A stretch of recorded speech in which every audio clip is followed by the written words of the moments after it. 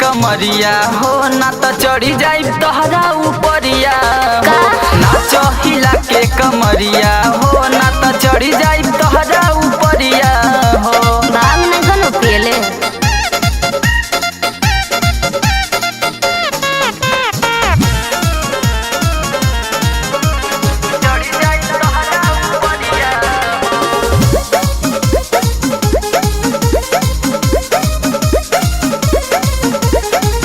लहंगावा उठावतारू मिजाज सन खावतारू सट तनी हेने रानी बुझाना हमारे परेशानी। बुझगनी तनी घोट लेवे दा सटह जनी कहतानी मना तोहे करतानी नहीं तो जइब तुम्हारा ना ढेर कर अनकानी काहे डाल तार बुरी नजरिया हो।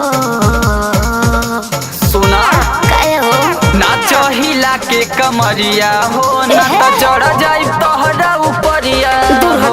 नाच हिला के कमरिया हो ना तो चढ़ जाई तोहरा उपरिया हो।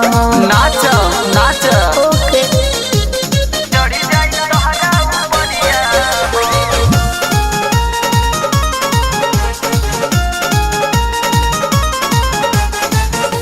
गजब के माल बाड़ो कैले बवाल बाड़ो छोड़ब ना बिना खैले बाड़ू हमके पगलैले एकदम पागल बना देले बाड़ू।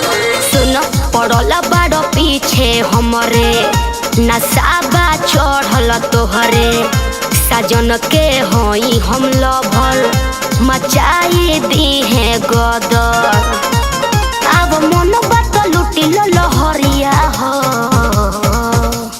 अब ना हो नाच हिला के कमरिया हो ना तो चढ़ी जाई तोहरा उपरिया हो। नाच हिला के कमरिया हो ना तो चढ़ी जाई तोहरा अरे उपरिया हो। नाचा ना तो फाड़ दे।